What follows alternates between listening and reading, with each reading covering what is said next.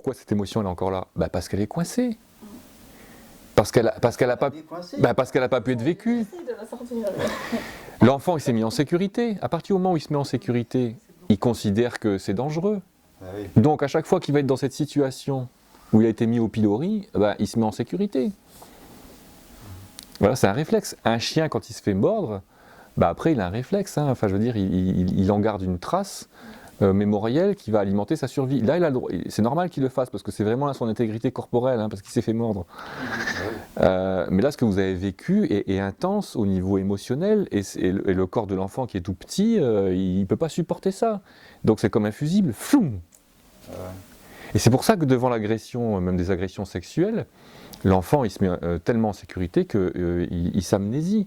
Donc les épisodes qui sont oubliés.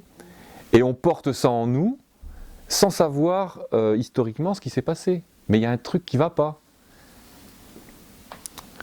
Et c'est pour ça que je dis travailler avec le ressenti, c'est pas forcément se rappeler de tout ce qui nous est arrivé, mais d'accepter simplement de laisser émerger ce qui est vivant, désagréable et qui est là quand on le sent. Il n'y a rien d'autre. C'est juste la réalité qui s'exprime au moment où elle est là. Il n'y a pas à y réfléchir, non, il y a juste à se mettre un peu en retrait, à observer. C'est l'essence même de la méditation. Hein.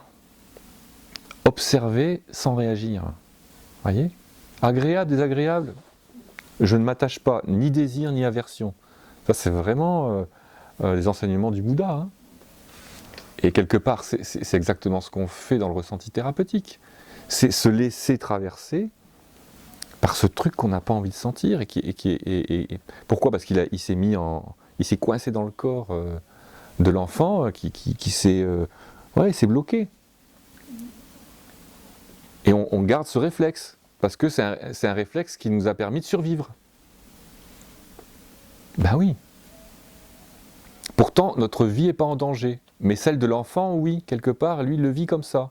Et nous, on continue de croire, parce que c'est le mental a enregistré ça, que ça va nous faire mourir, qu'il va nous arriver quelque chose de grave.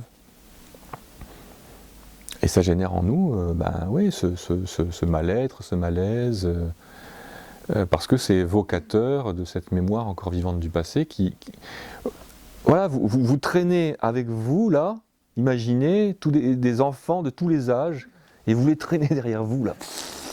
Et ils vous tirent par le vêtement pour parler, et vous dites « tais-toi, et tais-toi, et tais-toi ». Et ça vous bouffe votre énergie.